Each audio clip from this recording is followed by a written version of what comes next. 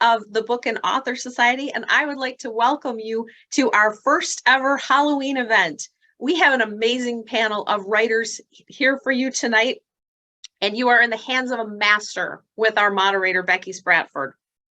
But before we go to our panel, I would like to give you some background on the Book and Author Society, especially for those of you who may be joining us for the first time. So the Book and Author Society, our mission is to promote and support reading, literacy, books, authors, all these things that we love so much.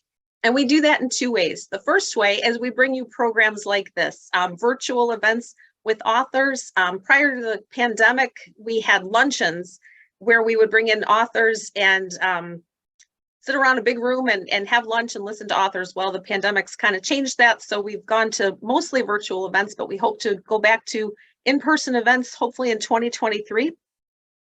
The second way that we support and promote books and reading and authors and literacy is we give out grants, and we try to support as many literacy-based organizations as we can by giving them grants. It's a competitive process, and we do various fundraising activities to generate funds to do that.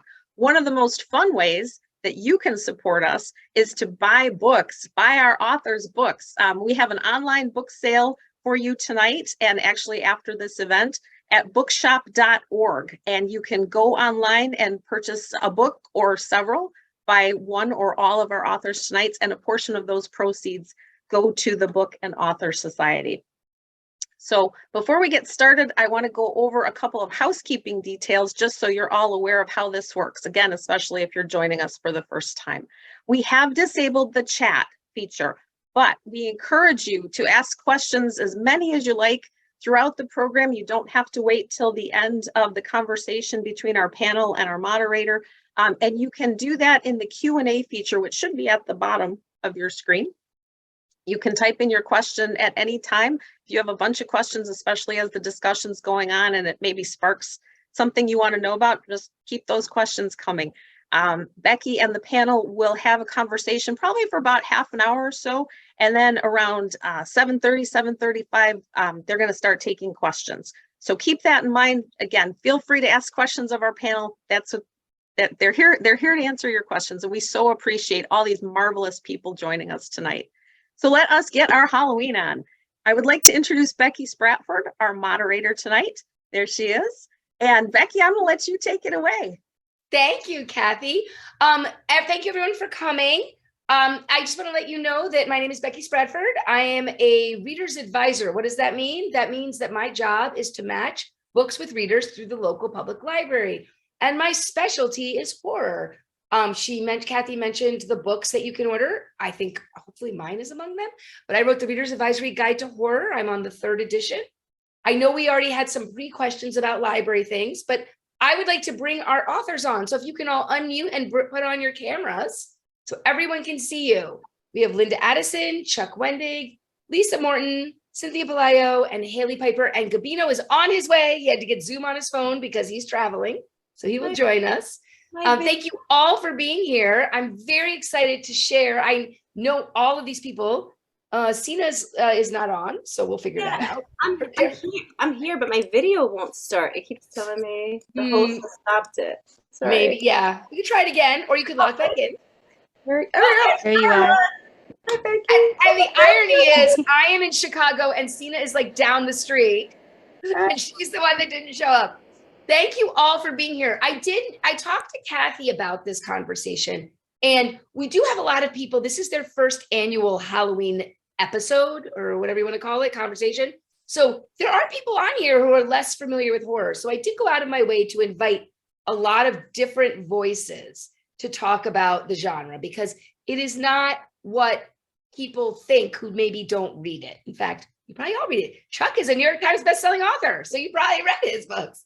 And I'm going to start with you, Chuck. Could I have everybody just introduce themselves?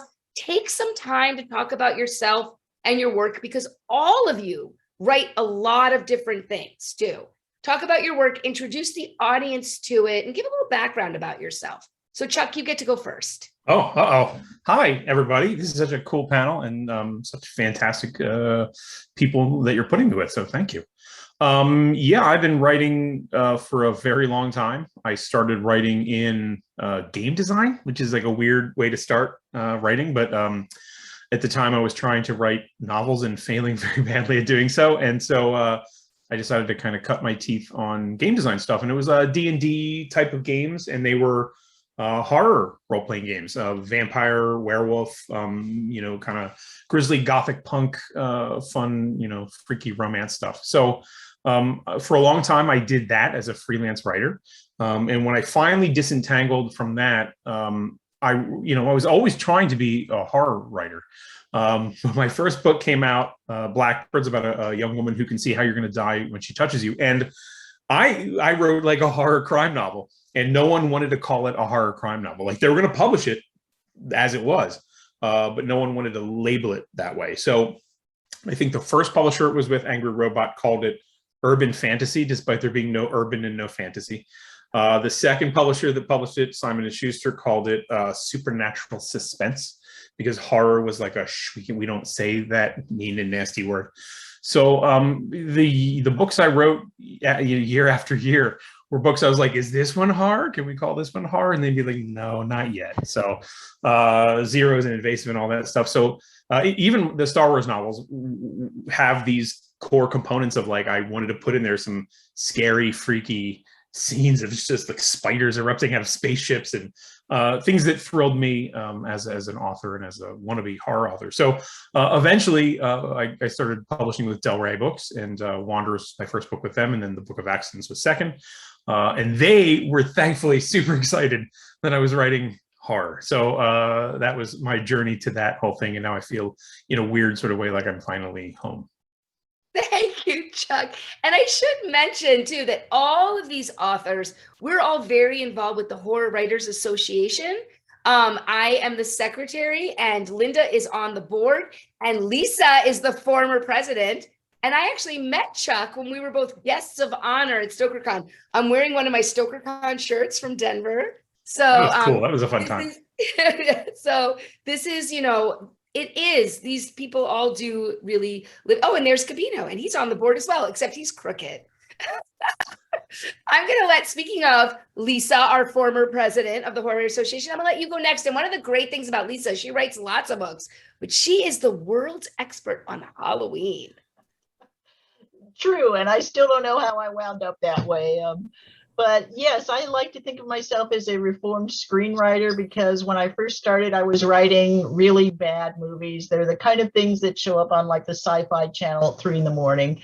In the 90s, I realized I really was meant to be a fiction writer. Thank goodness, smartest move I ever made. And I have been publishing horror fiction and nonfiction now for about 30 years.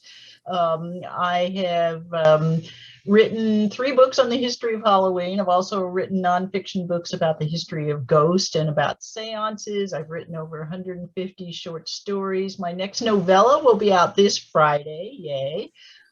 It's a Halloween themed novella coming out from Crystal Lake Publishing. And I've also done a fair amount of editing. I've edited both new anthologies. I co-edited Haunted Nights with Ellen Datlow, and I have done 4 anthologies of vintage and classic annotated short stories with Leslie Klinger. Our last one just came out last month. It's called Haunted Tales. And yes, I served longer as the HWA's president than any other sucker, president in the organization's history. Thank you, Lisa. Speaking of the Horror Writers Association, Linda is a Lifetime Achievement Award winner and one of my dear, dear friends. Linda, do you want to introduce yourself to the group? Showa. Anyway, and I love all you guys, all of you. I got some of your newest books here from Miramax yesterday. Myself. Oh, okay. So I have been writing horror for a long time, as it's called, but unlike you, Chuck, I did not know that that was what I wanted to be doing. I was just writing, through my reaction to my life and the world around me. And luckily, the horror community loved it. So That's been a blessing. I have 5 Stokers. I got the Lifetime Achievement. I got the Mentors of the Year Award. I don't know what else. I got a lot of stuff. And you know what? I have to tell you, Linda writes some of the best poetry, like speculative poetry I've ever read. And she's such a positive person. Oh, thank you. I know I can just write about the most shadowiest shadow ever, and that's what makes me be able to smile. So most of my career has been made with poetry, a speculative. The SFPA, which is the Science Fiction and Fantasy Poetry Association, made me their Grand Master last year or year before, which was kind of breathtaking and unexpected. So yeah, and I just jumped into the novel world. I just finished my first novel, which is the first in a trilogy, hard sci-fi, believe it or not. So that'll be interesting. And part of the Madness in Writers, the Untold Story project that is showing up in It's going to be on media. Netflix. Yeah. Yeah, so that's exciting. been totally, like most things are unexpected. I just sit and write weird poetry all the time, and then all this other stuff happens, which is also very cool. I love that Linda talked about she's finally gonna have her first novel out. So I'm gonna bring it next to Haley Piper, who was last year's winner of the Stoker Award for Best First Novel. And I'm very proud to say I was on the jury that helped nominate that. So I love Queen of Teeth, but you write lots of stuff, Haley. So why don't you introduce yourself to the group? All right. Hi, I'm Haley Piper. I write lots of stuff. I kind of started just want to do short fiction and kind of focus on short fiction, and it just kind of rolled into longer short stories that became novellas, that became novels, and now that part of things is out of control. And I've had my 7th book release out recently, No Gods for Drowning. I like to mix. It's funny. I've been like a horror lover since as long as I can remember. But that is what I write. But I think a lot of my books kind of like to dip into different subgenres of that, or different other genres, like Queen of Teeth that Becky mentioned it's a horror book. It's also sci-fi and a romance. Or No Gods for Drowning is crime also, and dark fantasy. So I just like to dabble in all kinds of things, mix it together, and make it difficult to categorize easily. But my main focus stuff is like, make it weird, make it queer, and make it empathetic. I've read a lot of things Haley's written. That is very much true. I agree. The empathy. I think it's something we're going to talk about a little bit, about empathy and horror. I think people who don't read it don't realize it's there, but let's let the rest of the people introduce themselves. Sita, you're up next. Hi, everyone. I am a 3-time Bram Stoker Award nominated poet and author. I'm an International Latino Book Award winning author. I write genre blending work. So I've always looked at horror as being my foundation. And from there, I like to pull in various genres. And my more recent goal has been to disrupt what we think genre can do. And so you'll look at something like Children of Chicago, where I take crime, the police. Linda! You heart. I was with so many of these lovely people at Merrimack Halloween Book Festival, so I miss you all already. But outside took the crime, I took what you consider a police procedural, dark urban fantasy and horror, and I just brought them all together, as well as traditional fairy tales, and I tried to reconstruct what we think that should look like. And so I've been doing a lot of that recently with my novel-length works. My poetry, my 3rd poetry collection, Crime Scene, came out from Raw Dog Screaming Press, which is a wonderful publisher. And so I just recently published a poetry collection that I've called an epic poem. So I've taken the traditional, what we think of what epic poetry should be and what it should look like, and I've kind of applied that to like a crime story. And then my last poetry collection, Into the Forest and All the Way Through, I took the genre of true crime and I wrote 100 plus poems about missing and murdered women. And my commentary there was, I think with my poetry, I try to make more social commentary. I do that in a lot of my fiction as well. But I think with my poetry, I try to really make those themes and elements really at the forefront, because I want, like with Into the Forest all the way through, I wanted it to be like a social activism type piece, and that was very important for me. So I have been writing fiction and poetry since I think 2008. I think I've published like 7, 8, 9 pieces of work. So I have a big announcement coming soon. I'm very excited about that. So you'll be seeing more work from me. So I'm just happy to be here. I know, I can't wait till everybody can hear your big announcement. Gabino, it is your turn, because a little bit of disruption. You've created your own genre, although now you're frozen, so I hope you're working. You're on the road. Let's give him a second. I'm right here. You're Yes. there. Okay, good. You have created a whole genre of I'm your here. own called Barrio Noir. So why don't you introduce yourself? There you are. Listening to everybody, I'm Gabino Iglesias, a Bram Stoker Award needing author, because when we do these introductions, I feel like, you know, when you say winning, that should be like the thing. So I don't know, let's make this my year, and then I can just use that as an introduction for Zooms for the rest of my career, and we can just get it out of the way. You are nominated, though. You are yeah. nominated. Right. The Bram Stoker Award losing Gabino Iglesias. And yeah, no, I write funny, happy-go-lucky, middle-grade horror. No, Barrio Noir. I don't know. In 2015, I just finished the novel, and I was about to send it out, and I was like, this has too much horror for crime. It has too much crime for, you know, horror purists. It has a lot of bilingual stuff. It's very political. It has magical realism in there. I'm gonna have a hard time explaining it to folks. And a little voice said, just come up with your own thing, and that way no one can fight you on it. And then I just put, instead of a novel or a crime novel, I put up a Barrio Noir and sent it off that way. And it stuck, so I'm lucky. And it stuck, and I'm still doing that today. Yeah. Thank you, Gabino. Now I'm going to ask each of you, there it is, The Devil Takes You Home. I know, one of my favorite books of the year, definitely. I would like to let each of you know, one of the things as I mentioned at the beginning, our audience is not all horror fans, which is fun. I've been on panels with a bunch of you before, and usually we're talking to horror fans. And one of the things I like about this opportunity, also shout out to Brian Matthews, who's the one that made this opportunity happen. He's awesome, also a horror writer.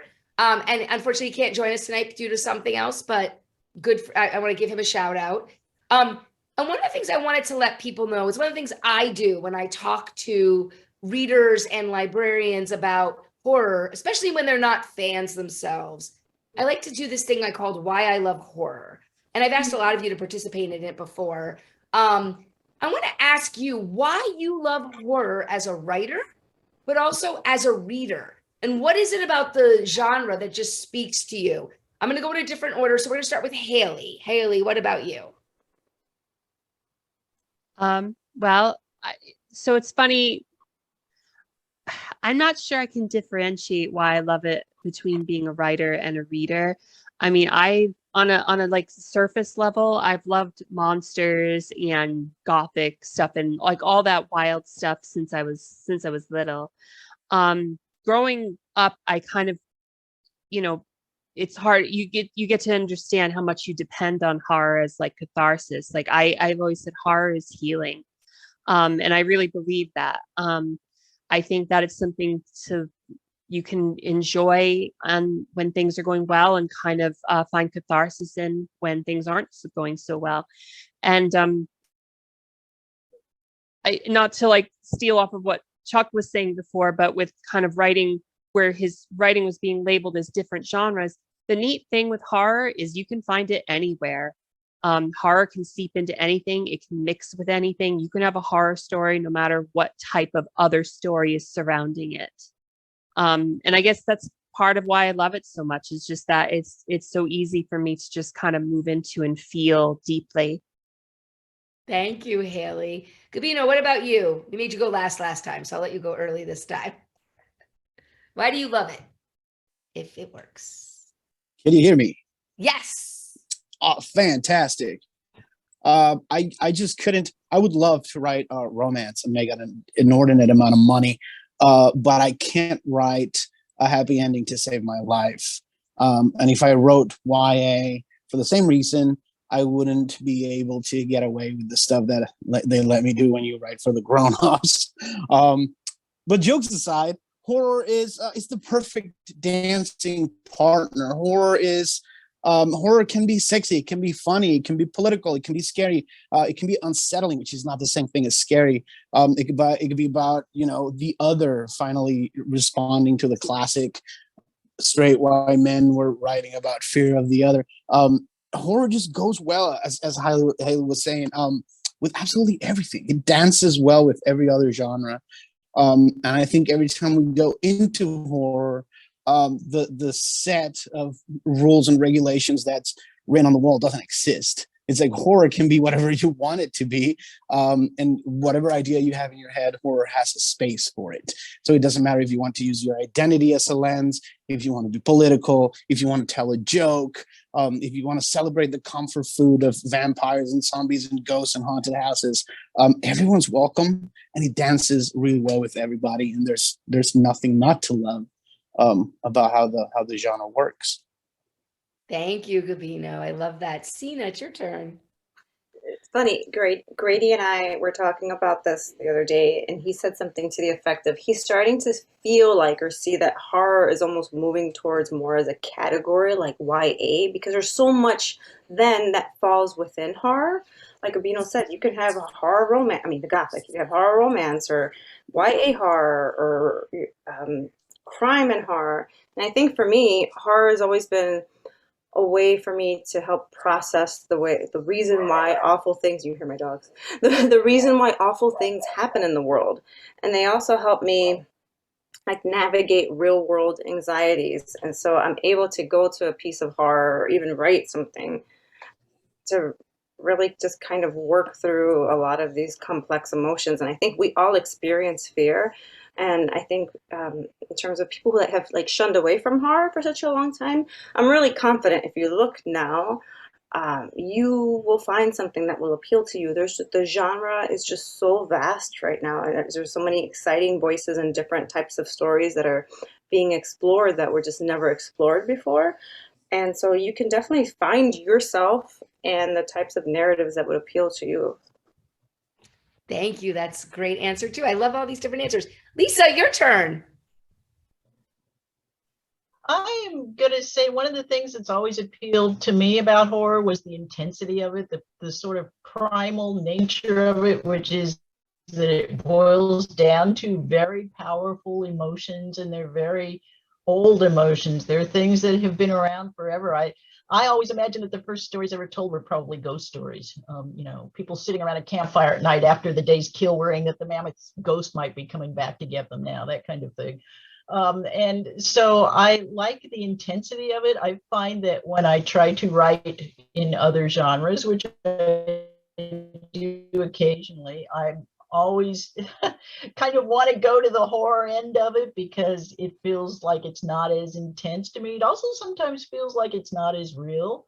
I think we live in a horrifying world, and that's one of the things another thing I love about it is, to me, it sometimes is the most realistic form of genre. It's a great reason too. Linda, your turn. Hello. I was just trying to remember something and write it down. So why I love horror is that, I mean, I grew up the first 18 years of my life in a neighborhood and a home that had a lot of real life fear in it. Okay, real life horror, you know, not fun. And so when I started watching Chiller Theater, I think around 12, where, you know, you're 12, are you watching these Frankenstein? And I was like, you know what? This is entertaining compared to what's behind me. I'm gonna look at the TV for a minute. So, you know, it became not scary as much as it just became another place that I could go that actually literally felt safe. I mean, it felt safe to me because I knew nothing was coming out of the screen to mess with me. So I think in many ways it was a way for me to, later when I started writing, I know for sure it was a way for me to sort of process the past horror, real life. And then it became very easy for me, especially with poetry, to start to express myself, as Sina said, through my feeling about what was happening around me, about being, in America and being Black and being poor and having a tattoo and purple hair and people having a problem with that and me like, that's your problem, but let me write a poem about you. So, so that just became an ongoing thing for me. And as I said, I never really thought of it as horror as much as it became embraced by the horror community. And I always, when I talk about my books and my work, I always say it's psychological, because there are so many different kinds of horror. But I think a lot of what I've done, because it is psychological and kicked into a reflection of what's happening around me. I wanted to mention real quick, which is why I was writing down. Yes. Some years ago, I was asked to write a blog about something, and I said, oh, I know what I want to do. I want to know, when was the first Black horror writer? And I'm a real follow the yellow brick road person. When I start doing research, I just go here and then here. It turns out, as I think you were saying, Becky, about the first, or someone was saying the first, whatever was probably horror, that the first documented horror stories from Blacks was done by Zora Neale Hurston in her book, Every Tongue, I believe it's Every Tongue's Gotta Confess, where she was taking dictation from Blacks who had just been slaves. I mean, like literally, like, it wasn't like 100 years ago, it was like yesterday. And they were talking about the stories they told. And the stories they told were about witches and monsters and so forth. And these were the first horror stories that were documented by being told by someone Black in America. Why? Because they couldn't talk about the horror of being a slave, because the owners would hurt them or kill them. So they could make it into a story that then the owners of the slaves could be like, that's very interesting, instead of realizing it was about them. Yes, absolutely. I love Linda. Thank you for sharing that. Chuck, you are up last on this. Yeah, I'm kind of two minds on the whole horror thing, where it's like Sina was talking about and like Linda were talking about, that there's this component where I have a lot of big feelings and I have a lot of anxieties. I was a very anxious kid and didn't always grow up well. And so, there's this kind of the old vibe of like a sort. We lost Chuck. Hold on. Are you still there? There you go. Oh, yeah. Can you hear me? Now we can. Can you hear me? Yes. I'm back. Can hear you now. Right. It just sent me a message. It said my internet connection is unstable. So one of your kids might be on their Xbox. So. He probably is, but he's got a broken arm. He's not on his Xbox. Oh, that's right. I knew that. Sorry. Yeah. No, so it's like the old sorcerers drawing a summoning circle and bringing the demons into that circle as a place where you can trap them and control them and combat them. And I feel like horror fiction for me is the summoning circle, right? It's where I'm kind of drawing down the demons, drawing down the dark, and I'm trapping these demons, all these big feelings that I have. Wanderers was a really good example of like, I just had a lot of things I was upset and afraid about in the world around us. And so greedily and lazily, I'm like, instead of writing like 10 books where I cover all these things, what if I just write one book where all of this stuff is crammed into it? So, that's to me kind of the high-minded thing about horror. But then like the low-minded thing is like, it's just awesome. Like horror is grisly and weird. And sometimes you want to be both, whether you're a reader and writer, want to be both the monster and the victim at the same time. There is that catharsis component to embodying the monster and embodying the victim, both simultaneously, often in a single story. And just horror is cool. Like, I mean, that's the thing about it, is like you read these things and you like to be scared and you like to scare other people. So like the high-minded thing is like this big thing about anxiety and fear and stuff. But then the low-minded thing is like, I just want to freak myself and other people out. I love that though, because that is the truth. Like that's absolutely what's happening. And I hope that the people listening are understanding this wide range. All of these things are true about horror at the same time, done by all these different people. I do want to spend a minute, and I know, please get your questions in. We have 2 that came before, and we have 1 that came in. So you can put them in at any time. We'll be moving to them shortly. But I did want to talk about Halloween, right? Because it's October. And I know, right? Linda's already. And we do have Lisa here with us. So I want to let each person, because all of us I know have our Halloween stories, because otherwise we wouldn't be doing this. So what do you love most about Halloween and the whole spooky season? And is it different from when you were younger, or do you just keep embracing it? But I do want to let Lisa for a moment give us the short version of Halloween. I know it's hard because it's hard for me to talk about my stuff. Us nonfiction writers are not short-winded. So Lisa. And it's taken me 3 books to try and explain the history of Halloween, but the short version for me, and I've been giving this answer a lot lately, is that I am one of the people who believes that it has a great grandma in Samhain, which was the New Year's festival that the ancient Irish Celts celebrated. And there are 2 schools of thought on this. There's the thought that says, no, it all came from the Catholic All Saints Day. And my problem with that is I don't see much macabre in a celebration of saints. There absolutely was a major macabre element to Samhain. We don't know a lot about the Celts because they didn't record their own history, but we do have some transcriptions of how they celebrated Samhain. And because it was a border between years, between seasons, it was also a time that they thought was a border between our world and what they called the other world. And that border was thin on Samhain. That veil came down and could be crossed by the malicious Sidhe, which were the things they thought lived in the other world. We now know them as fairies, but the Celtic idea of a fairy was as far away from Tinkerbell as you can get. These were things that would cross over and burn down your palace, bring a corpse back to life, kidnap you and take you back to the other world. These stories, if you read the stories that the Celts were telling each other on Samhain, are still really scary. They're weird and scary. They're just as frightening as almost anything that we're writing in terms of horror today, some of them, and very strange. So I believe that is where Halloween gets its macabre side from. The holiday is essentially a mishmash of Catholic tradition and Celtic tradition and American tradition, because what we now know as Halloween is completely different from the way it was celebrated over in Scotland and Ireland like 300 years ago. Back then, it would have been a night that would have been a lovely party celebrated with little fortune-telling games and eating certain foods and so forth. Trick or treat is American and is recent. Haunted attractions are American and are recent. These are things that are essentially American creations added to the existing holiday, and they have now been exported all over the world. That's very cool. What do you like about Halloween, Lisa? Everything. Good answer. I loved it as a kid. It was certainly my favorite thing as a time of year as a kid, but now as an adult and as someone who has become an expert, and somewhat accidentally, by the way, I love watching it morph. I love the way it changes and expands and shifts a little bit every year. It's always interesting to just see where it's going to go from year to year.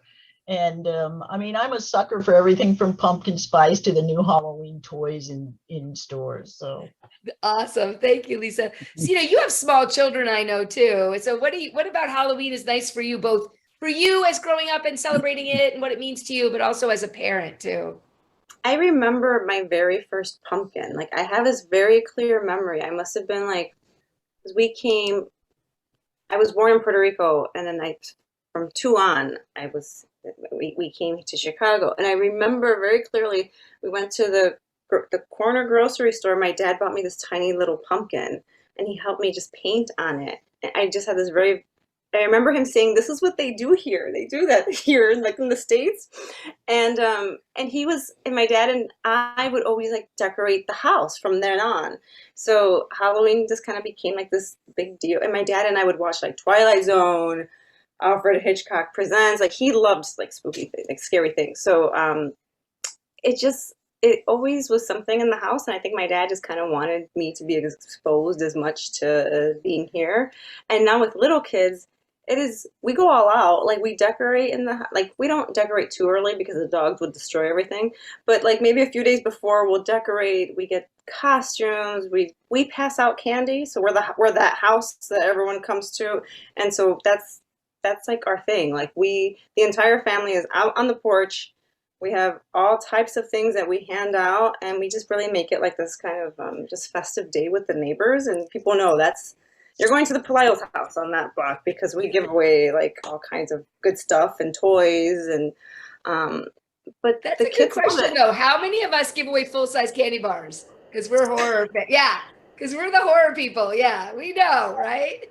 We're the Yes, house. I have like the full size candy bars, and for kids with allergies, I'll have like toys or like little notebooks and pencils. So I have like I'll have a table outside, and they can pick and choose what they want, and we do like chips and like soda for the parents. Like we do, it's a thing.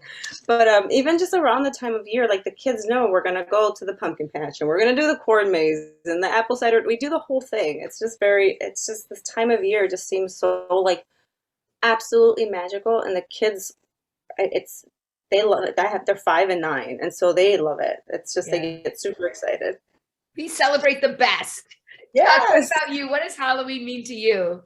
Did you say me? I'm sorry. You Yeah, Chuck. Yeah, your Hi. turn. Yeah. Hi. Our kid is he's like 11 now, and he's at the great age where, as with horror fiction, right, he wants to increasingly creep people out. Like he wants to be he wants to be scarier and scarier every year. So he kind of moving from those like fun costumes. But I remember like when he was, I don't know, I want to say 5, 6 years old, he was dressed as Bumblebee from the Transformers. And we were with some friends doing trick or treating in like a pretty like kooky neighborhood. Like there were barrel fires, and it was like in like fire dancers. It was amazing. It was like a really serious Halloween street. And down the street was one of those houses that was like a straight up horror house. Like, I mean, it was like glowing and the screams were coming out of it. And so as an adult, I was fine, but I was like, well, he's a kid and he's going to be terrified by this because he's a kid. And he was so not scared. I would have been like just peeing my pants as a child. But he walked up to the thing and I was like, are you sure you're okay with this? And he like says proudly with great chutzpah, he says, poop yourselves, witches and skeletons. And he said it with such like defiance to all of the creepy things in the world. And then he just marched up by himself and got all of the candy he could. And I was like, there you go. You are a different child than I was when I was a kid. So good for you. I love that story. Great one. Gavina, what about you? What does Halloween mean to you? Because you lived in Puerto Rico a lot longer than Sina did. So is American Halloween a little different for you?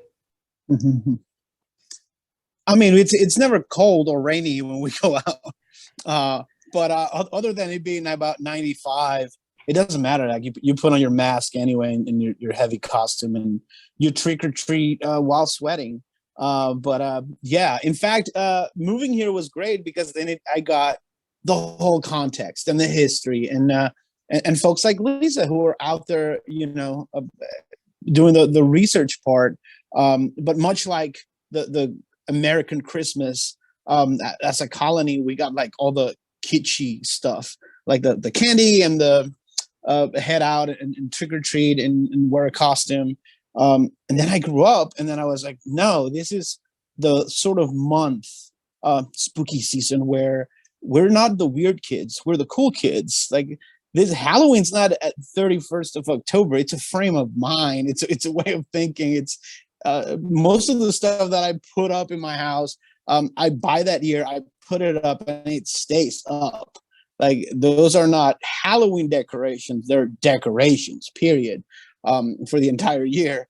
And who doesn't like candy the entire year? But yeah, in fact, these wonderful curtains behind me are because I came to the Merrimack Book Festival and I looked at the map and I thought, if I don't do Salem now, I'm never going to be back up here. So this is why I'm here, because I had to go to Salem and pound, I don't know, 6 or 7 museums in 2 days because I live for this stuff. So yeah. I love that. I love that idea of that it's the whole season. It's the whole year for all of us. What about you, Haley? What about Halloween? I mean, that's one of the things that I was thinking of that I enjoy. Like, it's not just us who are into this horror and creepy stuff this time of year. This is the time when we're not the weirdos. This is the time where everybody else is like, oh yeah, it's time to watch scary movies. It's time to indulge in the creepy stuff. And there's a part of me that's like, you can do this all year. You can be like us and do it year round.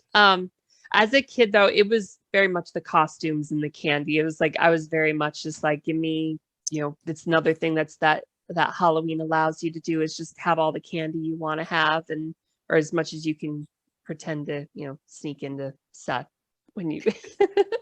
But it's just fun to go around in costume and stuff. It's fun to dress up. I don't really do that as much anymore. But like Gabina was saying, like those are year-round decorations. That's like when somebody asks, so how are you decorating for Halloween? It's like, well, we put the trick or treat welcome mat out, but other than that, this stuff stays. It's a good joke because like my skeleton is on the porch now, right? It was right. Linda, what about you? You're out in the desert. What do they do for Halloween out there?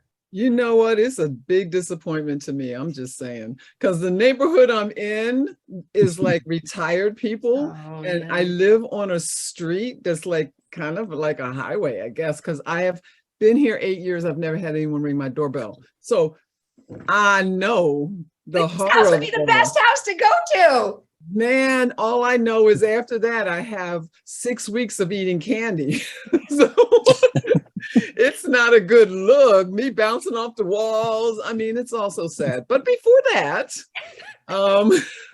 when I was a kid, it was like candy was food, like coffee is life to me now. I mean, we would dress up.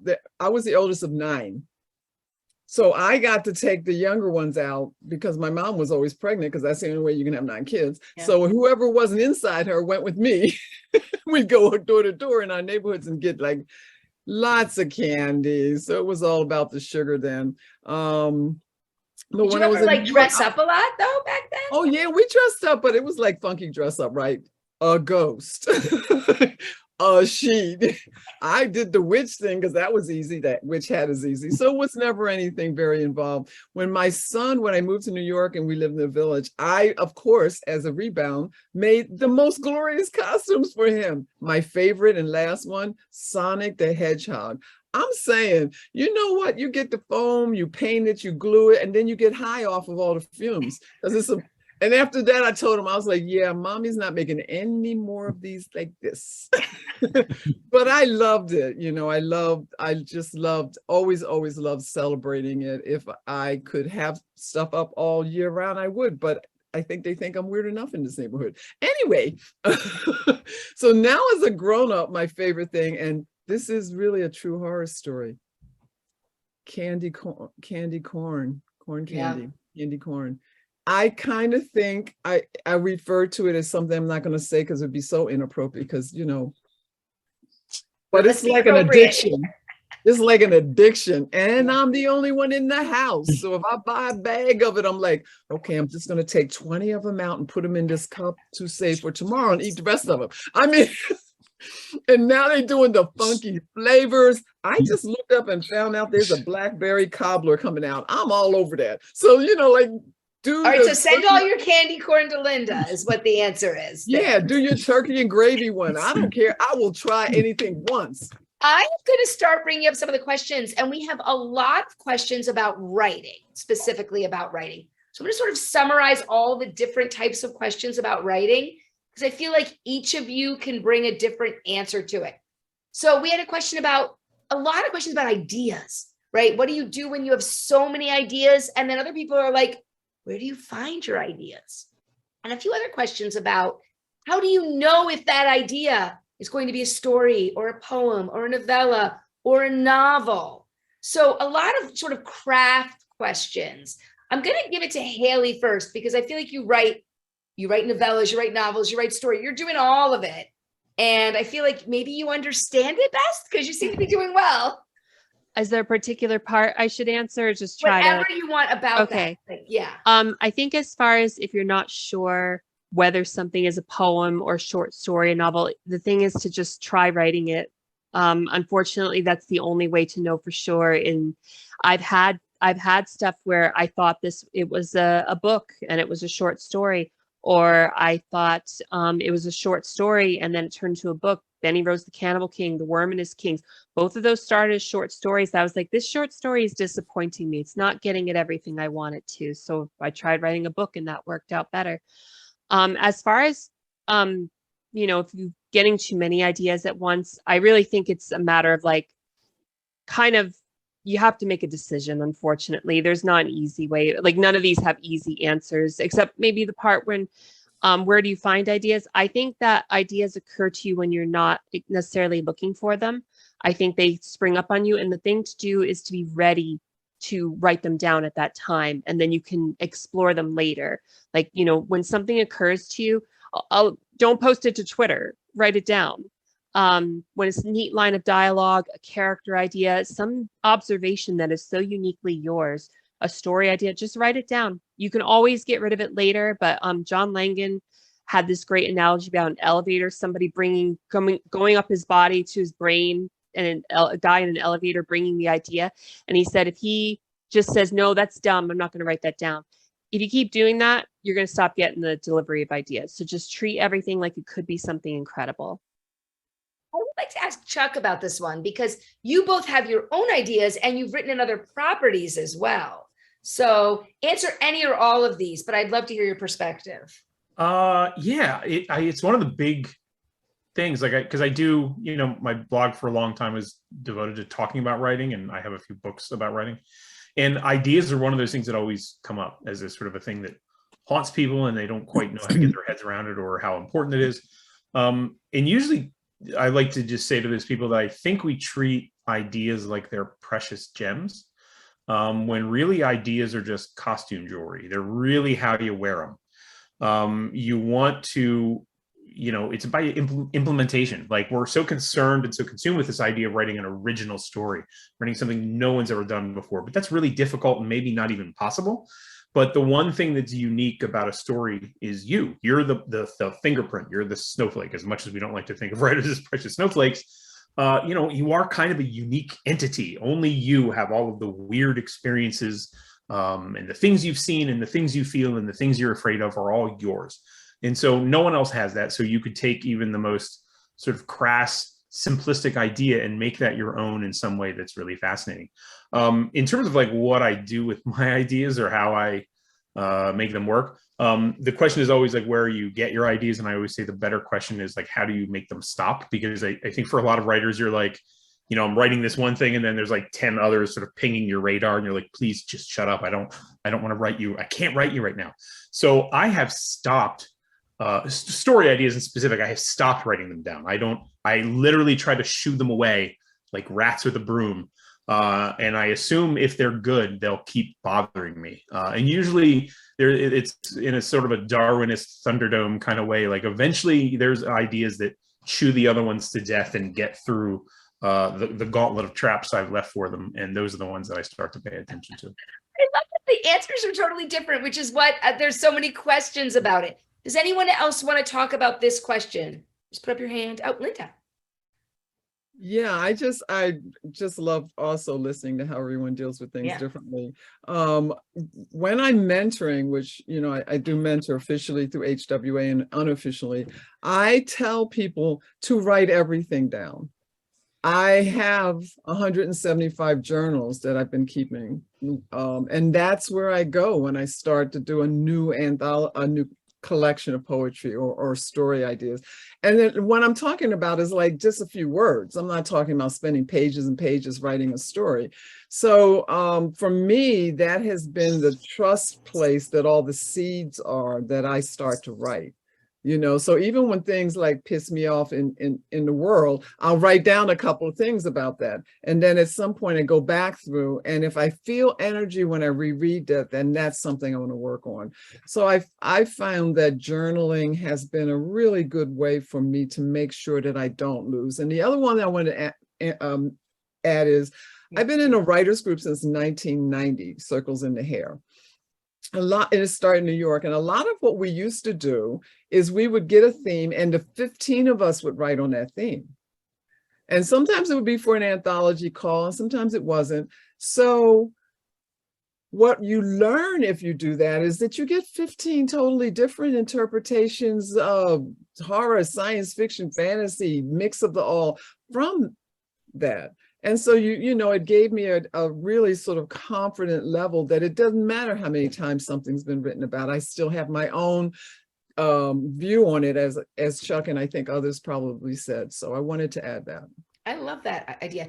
Lisa, you said something earlier that I think speaks to this question. You said you became the Halloween expert by accident. So that sort of speaks to this question a little bit too, right? Where do the ideas come from? It does. And one of the things that I would mention is that the more experienced you are as a writer, the more you learn to harness this idea muscle. One of the questions I get asked occasionally is, how do you write for a specific anthology where you are given a very specific thing? And this applies to my nonfiction and fiction both. I look at that, whatever I've been given, and I think, how can I make that my own? How can I make that something that's really passionate for me? The first time I wrote a Halloween nonfiction book, I was approached by a publisher I had done a film book with. And they said, do you want to do another book with us? And I actually looked at their recent publications, and they had just done something called the Christmas Encyclopedia. And I thought, a Halloween encyclopedia, how much fun would that be? Nobody has ever done that. So that's how that happened. And at that point, I hadn't done a huge nonfiction book like that. It was a real learning experience, but I think almost all writing is a learning experience. Gabino, how about you? All those ideas and how you keep track of them, and how do you know how long it's going to be? You also edit a lot of anthologies too, speaking of. I try. Those are fun. Because you don't have to come up. You only come up with a concept, and then everybody else has to have ideas. And then you're all judgmental. You say, this is a great idea. This one, not so great. No, I think a lot of people feel really bad when they're starting out and they don't get to write every day. And I never could write every day. So that was, I learned to turn that into a tool, because we tend to sort of underestimate the importance of all the work that we do up here, like in traffic, in the shower, while you're cooking or doing laundry. The writer's mind never stops. It's always going. And if you let it, if you embrace it, first of all, write your groceries down, because you're always going to be forgetting other stuff that doesn't have to do with the books that you're writing. But there comes a moment where you're like, all right, this is a great idea. I'm going to sleep on it. And then the next morning, you're like, that was a horrible idea. I'm so glad I didn't spend 3 months working on some garbage that I was going to throw away anyway. So listen to your brain, because sometimes you have an idea that doesn't mean it's a short story or a novella or a novel. And also many years ago, I got to have a semi-long conversation with the great Jack Ketchum. And we talked about ideas, and he told me, I like short stories because for me, they're one night stands. Now, when I get an idea for a novel, that's a marriage. And then you're going to have to put in the work and the time and the effort. So be very careful about those ideas that you select for the novels. And when I run out of ideas, I just call Chuck. And I'm like, Chuck, what are you thinking about today? And I steal all his stuff. It's easier that way. That's true. That works. And I think it's interesting you talk about, I feel like Cynthia, I think like you have a completely different way of doing it, because you are very structured with when and how you write. Yes, I have, like, my plots are in Excel. I plot everything in Excel, and I generally have minimum of 3 themes running. Sometimes I'll have, I think the last book had like 5 themes. And so it's this really complex document, but I'll lay it all out, like chapter by chapter, how I'm weaving in each specific theme. And so with my goal with my work, I think of my work as a prism. No matter which angle you turn it, you can see something different. You could have a surface level read, like Children of Chicago. You could read it on a surface level and just be like, yeah, it was like a detective novel. Or you can read it and think it's like a commentary about the history of violence in the city of Chicago. Or you can read it and then pull all of the fairy tale elements. Or you can read it and think about, well, it's a commentary on how we cannot trust people in positions of authority to take care of us. So I want to make sure that my writing can be as multi-layered as possible. And when I'm thinking about a longer piece of work, it has to be able to have that element apply where I can weave in multiple threads through it. Short stories, I kind of like what Jack Ketchum said, because for me, short stories are really short bursts of ideas I just need to get out. But there are a couple of short stories that I'm looking at because I keep thinking about them, and I am going to adapt them to extend them to novels because I just keep thinking of that. And so with me, with a novel, it's just this idea that will not go away, that it seems like, and it just starts building, and I start seeing the layers. With short stories, it's just like one single theme and I can knock it out. So, but right now, there are these two short stories that just won't get out of my head that I have to kind of, I think those are my next two novels. Oh boy, you're booked now for a while. I'm booked I up for a will, while. I will say I went out of my way to make sure I had different people who wrote different types of horror, but I also am enjoying how this question, there were like 5 or 6 about the writing process. And each of you, I'm sorry if it didn't help people because everyone gave a different answer, but I think that is part of the answer, right? You have to sort of trust how you work and what works for you, and then maybe sleep on it, like Gabino said, because that's probably good. That's probably good advice for everyone. There were also some, just in general, like think before you tweet, all those things, right? So there are also a couple questions about what do you like to read on your own, and is it only in horror? And I know I was going to ask you that as well. So are there authors, whether they're horror or not, that you want to talk about? But also, please, this is your chance if you read other things. Gabino, I'm going to start with you because I know you read very widely because you also review, like myself. So you're always reading lots of things. We're always reading lots of things. And I think the best part of reviewing is there are so many venues that I don't have to do crime or horror all the time. I'm reading the two new Cormac McCarthy because I wrote it and I pitched them to NPR. Like, listen, this doesn't happen every day. We need to write about these books, even though he doesn't need my help selling copies. But I enjoy that part. So I enjoy literary fiction. I enjoy reading pure crime, suburban thrillers, suburban noir. I enjoy poetry, which I review for Pank. Sometimes I try to do 1 year. Did like 30 poetry reviews for Poetry Month of poetry books because the musicality sort of changes so much when you have 300, 400 pages, and when you have maybe 50 page, and that's all you get to tell the world your story. I read across the board. I read absolutely everything. But I also review for Locus, and that allows me to do stuff that's kind of fantasy-ish or hard sci-fi with no horror elements. And yeah, I'm reading across the board, and then stuff that has no genre. I just read Ian Reid's We Spread, and I don't know what it is. It's a book about art. It's a book about being old and the passage of time. It's a surreal narrative about losing your mind. And it's also a very creepy horror story about 4 elderly individuals maybe trapped in a house where they're being taken care of. So stuff like that. I just read anything that catches my attention, and then I remind myself genre is for librarians and marketing people. Yep. And I just want to read good stuff. Yeah. I love that too, because and I also do a lot of reviewing, and people like Chuck keep me really busy when their books are 800 pages. Yeah. But I do agree with the Cormac McCarthy. I am this year for the first time. I've been on a jury for the Stoker Awards for many years, but I'm on the Carnegie Medal Committee, which is like the Newbery Award, but for adult books. And Cormac McCarthy's on our long list, and I have definitely been reading outside my comfort zone all year. But Chuck, let's go to you because I was picking on you. What about you? What do you read? Because you also write. Well, you all write very widely. But what do you like to read a lot, and what are the genres you like as well? Yeah. Also, sorry about the 800-page book. I did it again. I should.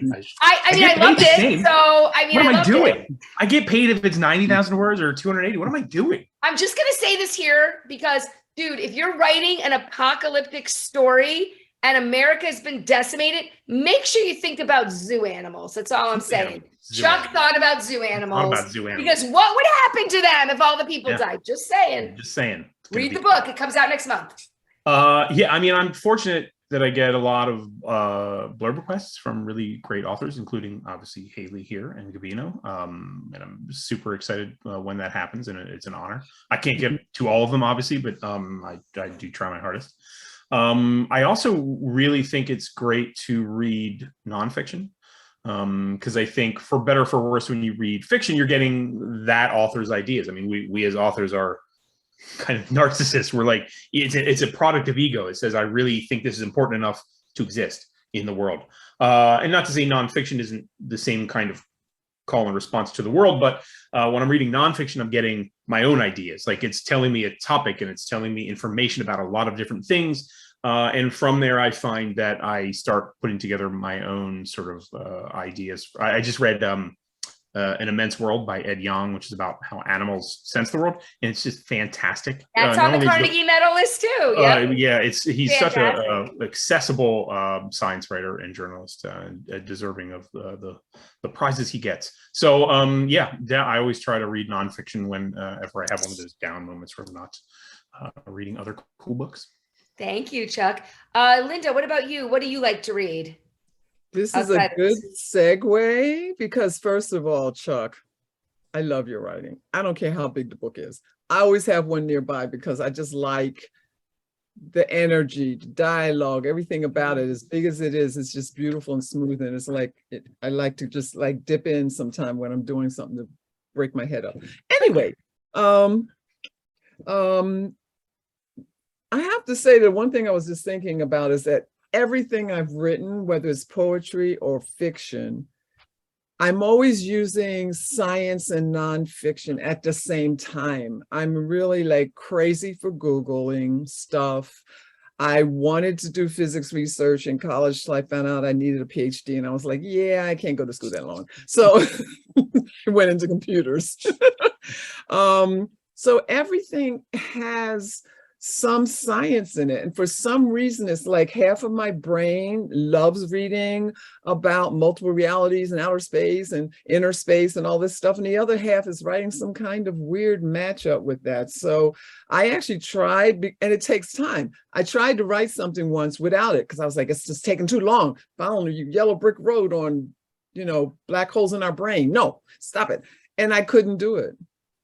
They're very intermixed for me as far as energy and inspiration is concerned. So that's really like a major thing. I love reading autobiographies. I love reading straight science fiction. I love getting like a book of fables from Africa, China, any place, because a lot of those kinds of things, I mean, being here, I'm like so surrounded with Mexico. So I just love like other cultures' way of looking at things because everybody has magic and things in it. So That's good. Thank you, Linda. Thank you. Sina, what about you? What other things do you like to read? And I like reading history, a lot of nonfiction, a lot of poetry, anything that Linda Addison writes. I am going to Linda Addison, Stephanie Wojtowicz, Sarah Tatlinger, Donna Lynch, like I love speculative poetry. So I read a lot of poetry, history, nonfiction. I read a lot of middle grade right now because of my 9-year-old. So we're reading a lot of middle grade, which is fun. And of course, fairy tales, fables.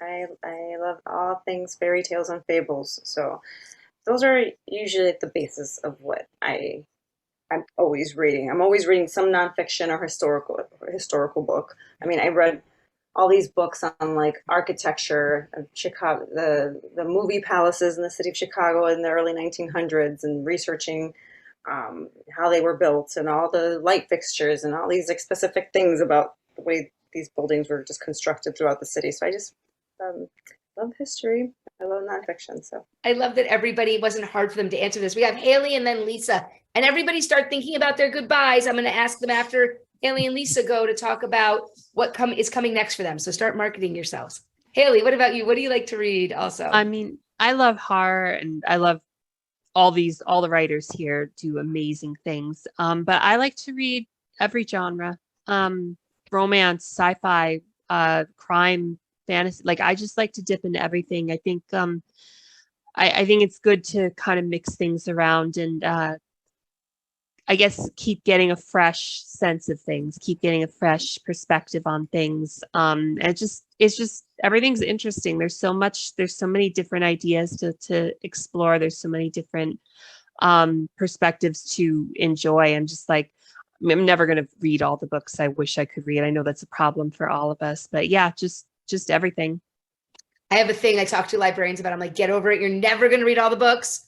Move on. But I do love how, because people say this to me all the time, like, well, Becky, it's not horror. You probably didn't read it. I'm like, I read it. Like, it's okay. Lisa, what about you? I bet you get that a lot too, since you write fiction and nonfiction. Yeah, and I'm sitting here a little confused by this notion of reading what you like to read, because I don't have the time anymore for that. My reading now goes almost entirely to research or reading things to blurb for people. The last two books I read were The Magic Island by W.C. Seabrook from 1929 and Tell My Horse by Zora Neale Hurston. Yes, I'm working on a zombie book. So I would love to have more time, and I would read, I mean, when I had time and when I have those occasional spare moments, I read everything. And one of the things I love too is graphic novels. Good call. Thanks for bringing up graphic novels. So as we're finishing up with our time, I would like everyone to spend a little time talking about what they have out right now and or what's next. So I'm going to go with Gabino, because I know you have a book that's been out just for a few months that was on a billboard in Times Square, right? So Yeah, you know, it's just how we do things. Just a billboard here and there. No, that was awesome. It was part of Cultura, this little program that Amazon had to sort of celebrate Latino, Latinx storytellers. And it was a hell of a surprise. And yeah, I have a picture of it on my phone because I look at it from time to time and hope to return to that one day. tell us the title though. Not everyone knows that book, yes, that book is The Devil Takes You Home. The devil just took me to Salem and he brought me to the Merrimack Book Festival. It's funny. It's a happy story about it's for children. No, all of this is lying. It's a perfect spooky season read about a lot of grief and sadness and anger and violence and creatures. And I'll leave it at that. Well, you also have a new collection out too. Let's talk about that. The new anthology you edited. Oh yes, I'm obsessed with found footage films, and I'm always craving narratives that have the same found footage aesthetic. So with Andrew Call, we put together Found, an anthology of found footage short stories, and we got 600 stories for that. And I would say about 95% of the writers turned in great work that nailed the aesthetic. So out of all the anthologies that I've done, this was probably one of the hardest one to read for. And it's packed with the who's who of horror, from established folks to newer voices. So yeah, Found is out now. If you like Lake Mungo and Savage Land, then that antho is for you. Awesome. Haley, you also have a newish book out. Let's talk about your book. Yeah, No Gods for Drowning came out 3 weeks ago from Polis Books. It's a crime, horror, dark fantasy novel about a city where the gods have abandoned everyone, and there's these sea monsters are flooding the city, and one woman is trying to do blood sacrifices to bring the gods back to save everyone, while a couple detectives are trying to hunt her down, and other people are just trying to defend the city from this essential oceanic apocalypse. I read it. I loved it. What do you have coming up next? Because you have so many things coming out all the time. I have a couple short stories coming out this month. Oh my God, It Was All a Dream, which is an anthology about bad tropes done right. Although I don't think that's the thing.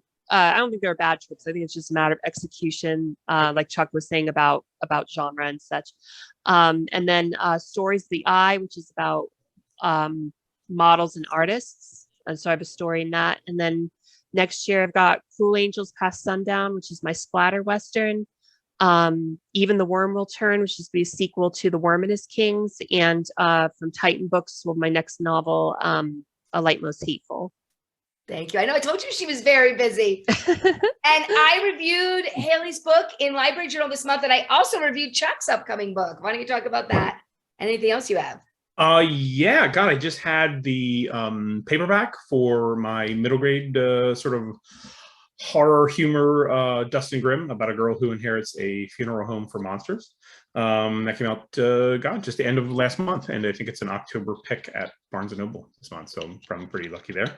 And the sequel to Wanderers, Wayward, which is about the end of the world after a fungal pandemic, and now there's a artificial intelligence on the rise, and of course, sinister dark forces from a disavowed president. And that comes out November 15th. And then the year after that, next year around this time, I'll have my Evil Apple book, a book about an evil apple, heirloom apple. Ooh, I like that. I saw you sort of teasing it on Twitter today. Yeah, it has no title. We cannot decide on a title. We So cannot- we'll just I have seen his next book queued up to read for Library Journal Next. You mentioned it a little bit when you're talking about the history. Yeah. So I have The Shoemaker's Magician that is out in February, which is book 2 in the Chicago saga. It's not a sequel to Children of Chicago. It's just another story in the universe, and it deals with historic movie palaces and America's most beloved horror host. Not that one, it's a fictional one, but yeah, and it's not a fairy tale, it's a fable. I'm calling it a fable. And that comes out February on Valentine's Day. The month before that, there's the re-release of my short story collection, Loteria, which is 54 short stories and poems based on Latin American myth, folklore, and superstition. Crime Scene just came out from Raw Dog Screaming Press, and I will be making an announcement soon for more fairy tales coming up. So I know Haley and I are like, we don't want to tell people, but we want to tell people. Lisa, what about you? What's coming up from you? As I mentioned earlier, last month I had my 4th anthology co-edited with Les Klinger come out, Haunted Tales, classic stories of ghosts and the supernatural. My seance book, Calling the Spirits, A History of Seances, has already been released in paperback in the UK. It will be out here in December in trade paperback. This Friday, in fact, I will be in a wonderful collection of 3 Halloween-themed novellas coming out from Crystal Lake Publishing. The book is called Halloween Beyond Piercing the Veil, and I'm in there with Lucy Snyder and Kate Maruyama. And then the big book that I have been working on all year is my first coffee table art book, and it's been really fun. It will be out in the fall of 2023 from Applause Books, and it is called The Art of the Zombie Movie. Ooh, that's one I didn't know about. And then Linda, last but not least, the queen goes last. Aw, I love you. Anyway, yes, Chuck, I'm ready for the follow-up to The Wanderers. Okay. Oh, yeah, it's good. You'll like it. I know. I ain't even questioning that. So I have like a pile of 15 books that came out this year. Not books, anthologies. Yes. I like to call myself the queen of anthologies. I have been in like almost 100. So I'm just going to say like Other Terrors, Yeah. WA. This just came out, Writing Poetry in the Dark. How you not have that? This is like the most beautiful that too. anthology ever. Classic Monsters. You know I did the blob because nobody was going to do that. I did it from the blob point of view. So let's get with that. So anyway. You've also And I done Black Panther and Alien. Oh, yes. and- Predator. I did Predator. something way different with Predator. Because like if you want me in an anthology, you don't want something different, don't call me. Anyway, Black Panther paperback just came out. Anyway, I don't know, man. You have a lot. You're always got things coming out. I know. You know what? Just go to my site. There Check we me out. go. There we go. Check me on Thank social you. media. And Kathy's going to come back. We got to most of the questions because I kind of grouped them together. So thank you all. I'm back, and I do want to thank you all, but panel, I have a question before I let you go, or it's a question and a comment. I want to give a kind of a plug for StokerCon, because I was never much of a horror reader, but I went to StokerCon when it was in Grand Rapids in 2019, and I want to tell our audience, if you want to meet the people who write books you love, go to this conference, because all of you are so wonderful as far as like talking to your fans and signing books but like really truly conversing. And it was a great experience, and I was sad that the pandemic disrupted the 2020 because I was ready to go back. So I don't know, maybe just can you share your thoughts on StokerCon? Sure, I can talk about it because I'm one of the organizers of the event. So we're going to be in Pittsburgh, which isn't that far from Michigan, for those of the people that are watching in Michigan. We're going to be in Pittsburgh, and it's like the 15th of June. That's the Friday, or that's Thursday going through the weekend.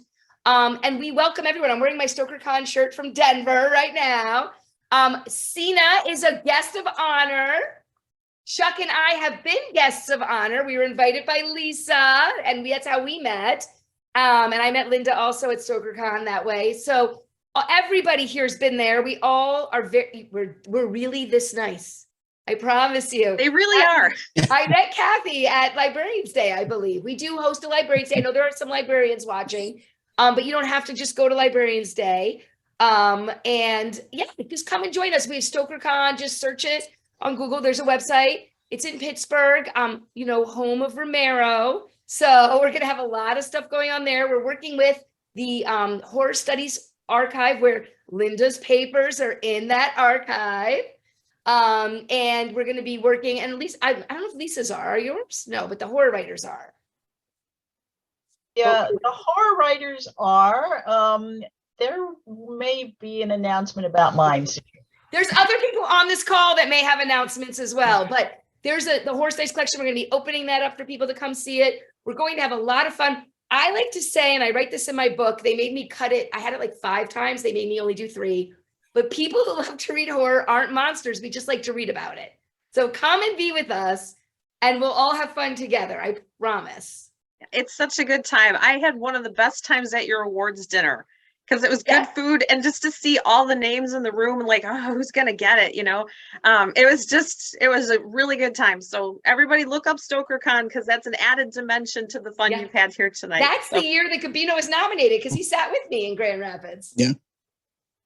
Well, I want to thank you, Becky and Haley, Linda, Lisa, Chuck, Sina, and Gabino. Thank you so much for being with us tonight. And audience, please support these authors.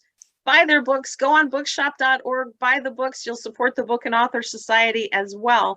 And if you've enjoyed this program, we do this once a month. You can check out our website at bookandauthor.org. You can follow us on social media. I just want to mention next month, in honor of National Novel Writing Month, or NaNoWriMo, as it's more familiarly known, we're going to have either an author or a panel of authors to talk about more about writing. Speakers to be announced, so stay tuned. And we hope you join us then. But panel, big hugs to you. Thank you so much for being with us tonight. Becky, wonderful job moderating. I can't thank you enough. You're all wonderful. Just can't wait to see you again at a future StokerCon. Come and join us in Pittsburgh. Yep. Yeah. Bye, everyone. See you now. Take care. Have a good night, everybody. I'll see you Friday. Yeah. Bye.